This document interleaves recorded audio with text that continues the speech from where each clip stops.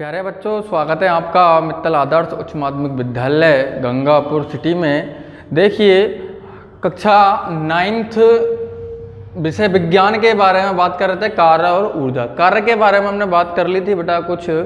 हाँ, देखिए जो भी बच्चे इस वीडियो को देख रहे हैं वो अपनी प्रेजेंट देने के लिए कमेंट में अपना अपना नाम बताएं। ठीक है, कौन कौन इस वीडियो को देख रहा है। ठीक है, सभी बच्चे अपना अपना नाम बताएं। बाकी बात करते हैं अपन कार्य के बारे में। तो कार्य बराबर अपन ने पढ़ लिया था W बराबर Fs।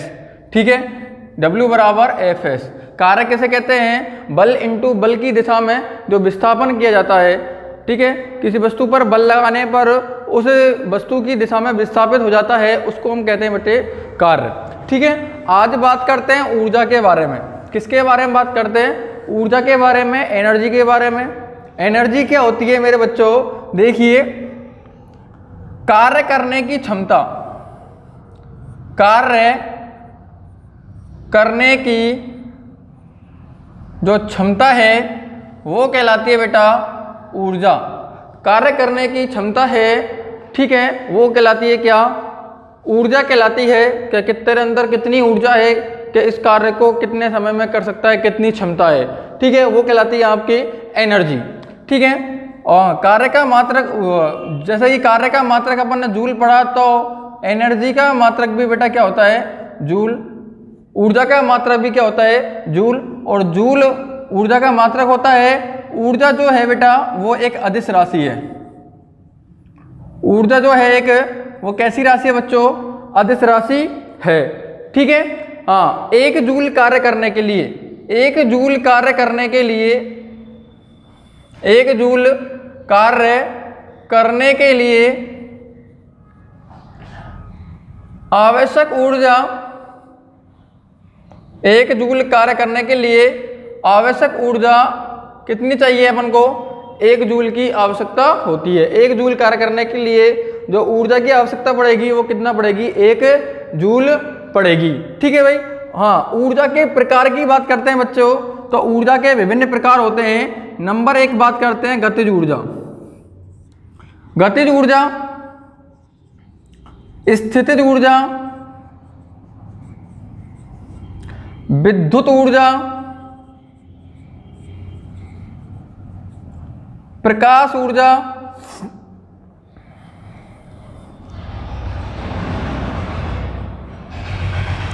ऊष्मीय ऊर्जा आदि। ये ऊर्जा के विभिन्न प्रकार है।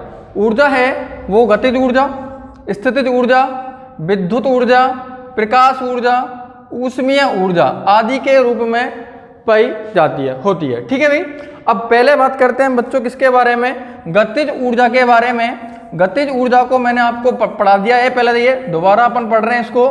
तो गतिज ऊर्जा को इंग्लिश में कहते हैं बच्चों काइनेटिक एनर्जी। क्या कहते हैं बेटा? Kinetic energy. तो गतिज ऊर्जा क्या होती है और इसके व्यंजक क्या होता है, और एक इसका अपन न्यूमेरिकल भी कर लेते हैं जो कि आपको कई कॉम्पिटिशन एग्जाम में भी पूछे लेते हैं। ठीक है, सबसे पहले बात करते हैं बेटा गतिज ऊर्जा की। शॉर्ट में लिख देंगे काइनेटिक एनर्जी, KE। ठीक है, किसी वस्तु में गति के कारण उत्पन्न ऊर्जा, किसी वस्तु में गति के कारण उत्पन्न ऊर्जा को क्या कहेंगे बच्चों? हम गतिज ऊर्जा कहते हैं। किसी वस्तु में गति के कारण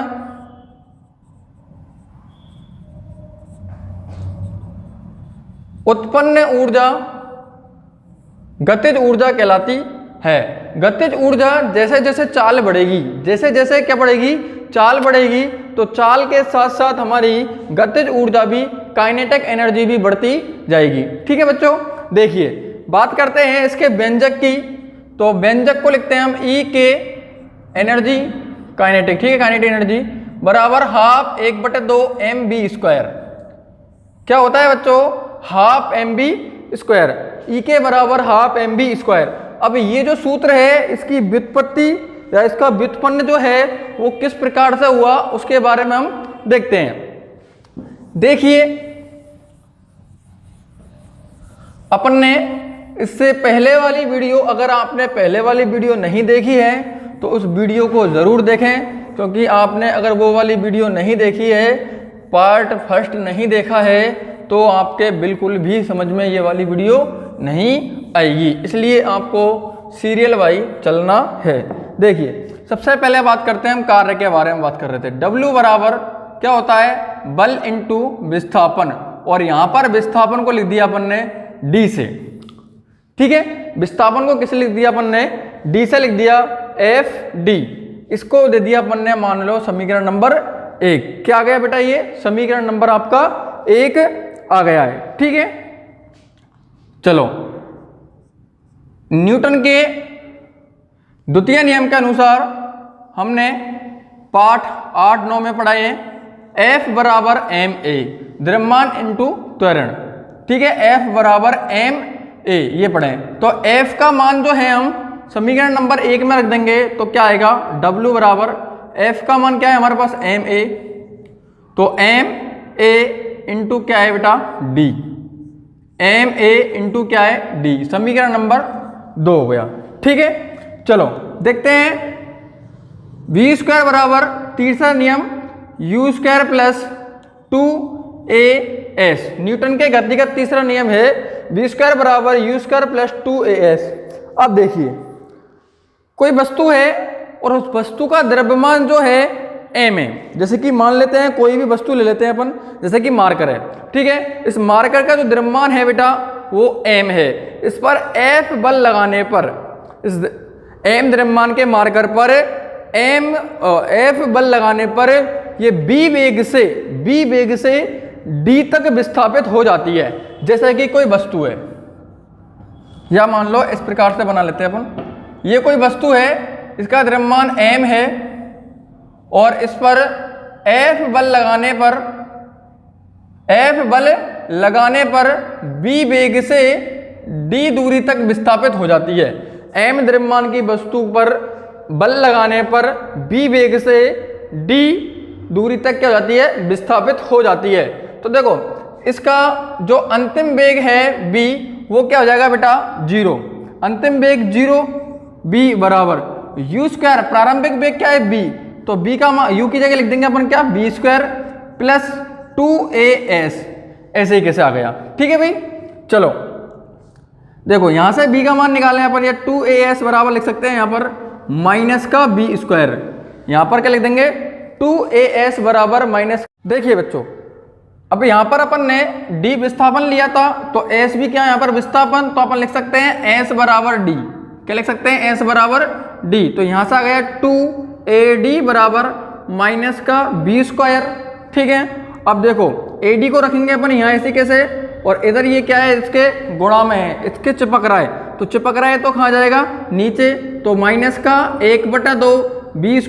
अब माइनस चिन्ह जो है, ये माइनस चिन्ह ये बताता है बेटा कि यहाँ पर क्या उत्पन्न हो रहा है, मंदन उत्पन्न हो रहा है। क्या उत्पन्न हो रहा है बच्चों, मंदन उत्पन्न हो रहा है। तो AD बराबर आ जाएगा यहाँ से 1/2 b²। क्या गया बेटा यहाँ पर, AD बराबर b², 1/2 b²। अब AD के मान को अपन समीकरण नंबर 2 में अगर चिपका दें, तो W बराबर क्या आ गया, 1/2, तो ये ऐसे कैसे, और सूत्र में क्या है, पहले m है, और इस AD की जगह 1/2 b² आ जाएगा, तो ये आ जाएगा b²। हाँ, W कार्य मतलब ऊर्जा, और ये आ जाएगा E बराबर हाफ mb², E बराबर हाफ mb²। तो इस प्रकार से ये आपको क्या करना है, व्यंजक उत्पन्न करना है, ठीक है। अब देखिए दोबारा से एक बार देख लो आप क्या होता है। ऊर्जा क्या होती है, कार्य करने की क्षमता जो है बेटा वो क्या कहलाती है, ऊर्जा। ऊर्जा का मात्रक भी जूल होता है, ठीक है। और ऊर्जा कैसी राशि है, एक अदिश राशि है, ठीक है बच्चों। हाँ, पार्ट नंबर 8-9 में अपन ने ये पढ़ा, W बराबर क्या होता है, FD, कार्य बराबर क्या होता है, बल इंटू विस्थापन होता है। हाँ, न्यूटन के दूसरे नियम में पढ़ा अपन ने, F बराबर होता है ma, द्रव्यमान इंटू त्वरण। हाँ, तो देखिए समीकरण नंबर 1 में अपन ने क्या रख दिया, F का मान यहाँ से उठाकर रख दिया। F का मान क्या है बेटा यहाँ पर, ma, और ma मान अपन ने इसकी जगह रख दिया, तो W बराबर MAD आ गया। क्या आ गया बेटा, MAD आ गया, इसको मान लिया अपने समीकरण नंबर 2। ठीक है, अब देखो मैंने क्या बताया कि m द्रव्यमान की कोई वस्तु है, m द्रव्यमान की क्या है बच्चों, कोई वस्तु है जिस पर F बल लगाने पर B वेग से विस्थापित हो रही है, और कितनी विस्थापित हो रही है बेटा, D विस्थापित हो रही है। तो न्यूटन के तीसरे नियम से यह आ जाता है कि B² बराबर U² प्लस 2AS, B² बराबर U² प्लस 2AS।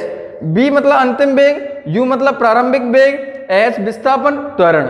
ठीक है, A अंतिम वेग, जब वस्तु पहुंच गई तो अंतिम वेग क्या हो गया 0, और कितने वेग से जा रही है, B वेग से, तो B वेग क्या हो गया अपन का, प्रारंभिक वेग।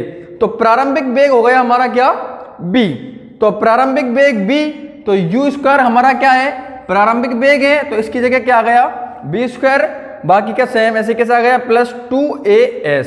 ठीक है बच्चों, देखिए बेटा हमको निकालना है किसका मान, AS का। AS की जगह क्या होता है, अभी तो कर लेते हैं अपन, 2AS बराबर आ गया, इसको इधर लाएंगे तो माइनस का B² हो गया। हाँ, अब AS विस्थापन है तो विस्थापन को लिख दिया अपन ने D से, तो 2AD बराबर माइनस का B², और AD बराबर 1/2 B², माइनस क्या दर्शा रहा है, मंदन उत्पन्न कर रहा है। ठीक है, तो AD बराबर 1/2 B², AD बराबर हाफ B²। अब समीकरण नंबर 2 देखते हैं, यहाँ पर AD लिखा हुआ है हमारे पास, यहाँ पर क्या लिखा हुआ है बेटा, AD लिखा हुआ है, और AD का मान हमारे पास हाफ B² है, 1/2 B²। तो W बराबर 1/2 MB², W कार्य ऊर्जा, तो E के, हाँ काइनेटिक एनर्जी, K का मतलब होता है क्या, अगर P होता है तो पोटेंशियल एनर्जी मतलब स्थितिज ऊर्जा, तो K दर्शा रहा है काइनेटिक एनर्जी को, तो काइनेटिक एनर्जी क्या हो गई बेटा, 1/2 MB², हाफ MB²। ये आ गया इसका गतिज ऊर्जा का व्यंजक। अब एक क्वेश्चन है आपका, ठीक है, न्यूमेरिकल है, उसको कर लेते हैं। देखो बेटा क्या कह रहा है वो, सुनो, इन सूत्रों का व्युत्पन्न करवा सकता है क्या, गतिज ऊर्जा का व्यंजक व्युत्पन्न कीजिए। तो इस प्रकार से आपको सारी चीजें आपको क्लियर करनी पड़ेंगी, एक एक बात को ध्यान से सुनना है, और आपकी नोटबुक में साथ साथ नोट करते हुए चलना है। और जितने भी न्यूमेरिकल आपको दिए हुए हैं किताब के अंदर, ठीक है, और कोई भी क्वेश्चन हो आपका कार्य ऊर्जा, गतिज ऊर्जा, स्थितिज ऊर्जा, विद्युत ऊर्जा, किसी से भी रिलेटेड, और आपके समझ में नहीं आ रहा है तो आप स्कूल के व्हाट्सएप नंबर पर मैसेज करें। देखिए बेटा एक न्यूमेरिकल कर लेते हैं हम गतिज ऊर्जा का। एक न्यूमेरिकल एक सवाल है जो आपको दिया गया है। क्या सवाल है कि 5 मीटर पर सेकंड वेग से गतिशील किसी वस्तु की गतिज ऊर्जा, 5 मीटर पर सेकंड वेग से गतिशील m द्रव्यमान की वस्तु की गतिज ऊर्जा 25 जूल है। दोबारा बोल रहा हूं, सुन लेना ध्यान से क्वेश्चन को। 5 मीटर पर सेकंड वेग से गतिशील m द्रव्यमान की वस्तु की गतिज ऊर्जा 25 जूल है। यदि इसके वेग को दुगना कर दिया जाए तो गतिज ऊर्जा कितनी होगी, और यदि इसके वेग को 3 गुना कर दिया जाए तो गतिज ऊर्जा कितनी होगी। तो जो दिया हुआ है उसको लिख लेंगे हम, ठीक है। क्वेश्चन आप लिख लेना, मैंने बोला उसको लिख लेना आप, ठीक है। क्या दिया हुआ है, दिया है क्या दिया है बेटे, वेग v बराबर दिया हुआ है 5 मीटर पर सेकंड, ठीक है। वस्तु का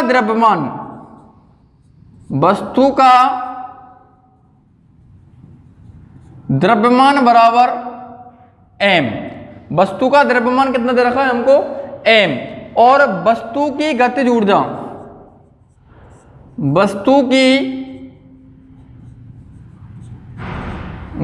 ऊर्जा बराबर 25 जूल। वस्तु की गतिज ऊर्जा बराबर 25 जूल हमको दिया हुआ है। तो सबसे पहले बेटा इस m का मान पता होना हमको जरूरी है। तो m का मान निकालने के लिए वस्तु की गतिज ऊर्जा काइनेटिक एनर्जी E के बराबर अभी अपन ने लिखा ½ mv², ठीक है। गतिज ऊर्जा कितनी दी हुई है हमको, गतिज ऊर्जा का व्यंजक अभिव्यक्ति अपन ने निकाला था ई के बराबर हाफ mv² है। ठीक है बच्चों, देखिए गतिज ऊर्जा दी हुई है 25 जूल, तो गतिज ऊर्जा लिख दिया 25 बराबर 1/2 गुणा m बस द्रव्यमान है दिया नहीं है, b² मतलब वेग दे रखा है 5, तो b² का मतलब है 5 गुणा 5, 5 गुणा 5। देखिए इधर ये बटे में है, इधर लाएंगे तो क्या हो जाएगा बच्चों, गुणा हो जाएगा, तो 25 दूनी 50 बराबर 25 और ये दिया हुआ है m, तो 25 m बराबर कितना आ गया 50, तो m बराबर 50 बटे 25, 25 से कम 25 और 25 दूनी 50, तो कितना आ गया 2 किलोग्राम जो भी है। ठीक है, तो द्रव्यमान कितना आ गया बेटा वस्तु का 2 किलोग्राम। ठीक है, देखिए अब बात करते हैं, हमको पहली जो शर्त दी हुई है वो क्या दी हुई है कि जब वस्तु के वेग को 2 गुना कर दिया जाए, वस्तु के वेग को 2 गुना कर दिया जाए, तो देखिए तो गतिज ऊर्जा कितनी बढ़ेगी। बात करते हैं गतिज ऊर्जा की, तो ई के बराबर क्या होता है हाफ mv², तो 1/2 m का मान निकाला कितना 2 गुणा b का मान। अब देखो वेग b बराबर पहले वेग कितना है 5 गुणा, इसको क्या कर रहे हैं अपन दुगना, तो 5 दूनी के 10 मीटर पर सेकंड हो गया वेग। अब वेग कितना हो गया 10 मीटर पर सेकंड हो गया। ठीक है, तो b का मान कितना देखा अपन को 10, तो b² का मतलब है 10 गुणा 10, 2 से 2 कट गया, 10 ढाई के 100, तो गतिज ऊर्जा कितनी हो जाएगी बेटा 100 जूल हो जाएगी। कितनी हो जाएगी गतिज ऊर्जा, तो 10 ढाई के 100, तो गतिज ऊर्जा कितनी आ गई हमारी 100 जूल आ गई। अगर वस्तु के वेग को दुगना कर दिया जाता है, m द्रव्यमान का मतलब हो गया 2 किलोग्राम की वस्तु 5 मीटर पर सेकंड वेग से गतिमान है, तो उसकी गतिज ऊर्जा कितनी थी बताई थी अपन को 25 जूल। ठीक है, अब इस वेग को दुगना कर दें, क्या करते हैं वेग को दुगना कर दें, मतलब 10 मीटर पर सेकंड हो जाए वेग, तो गतिज ऊर्जा कितनी आ गई बेटा 100 जूल आ गई। ठीक है, दूसरी शर्त एक और दे रखी है अपन को इसमें कि जब वस्तु के वेग को 3 गुना कर दिया जाए, 3 गुना कर दिया जाए, तो b बराबर पहले वस्तु का वेग कितना है 5, अब कितना कर दें 3 गुना, तो 3 से गुना कर दिया, तो 5 दिया 15 मीटर पर सेकंड b का मान, तो e के बराबर हाफ mv²। ऐसा कर लेना बेटा, यहां पर b1 मान लेना इसको।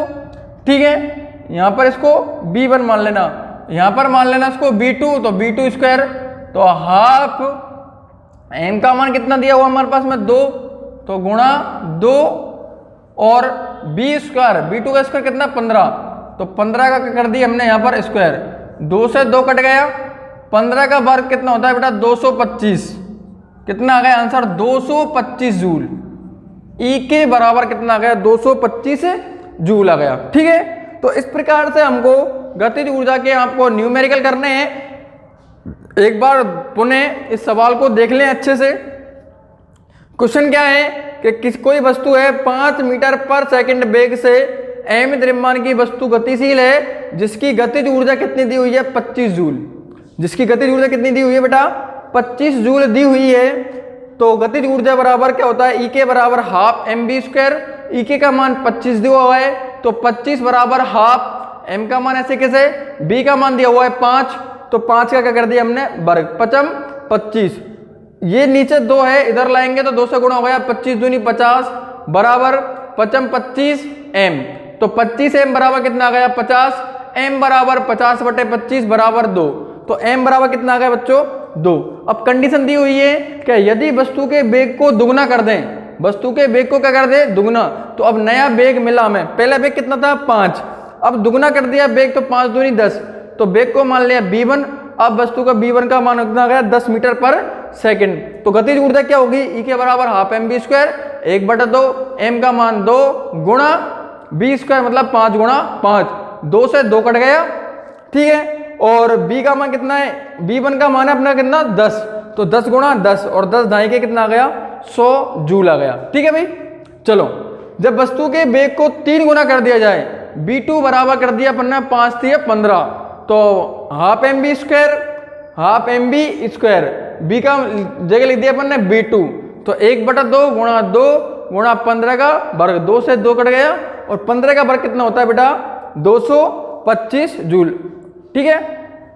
अब बाकी जो किताब के अंदर आपके गतिज ऊर्जा से संबंधित जितने भी सवाल दिए हुए हैं वो आपको घर से करके लाने, ठीक है। और जिन बच्चों को अगर कोई डाउट है, कोई बात समझ में नहीं आई है तो वो कमेंट में बताएं या फिर व्हाट्सएप के जरिए आप उस डाउट को सॉल्व कर सकते हैं। बाकी मिलते हैं अपन नेक्स्ट वीडियो में अगली क्लास के साथ में, जब तक के लिए बेस्ट ऑफ लक।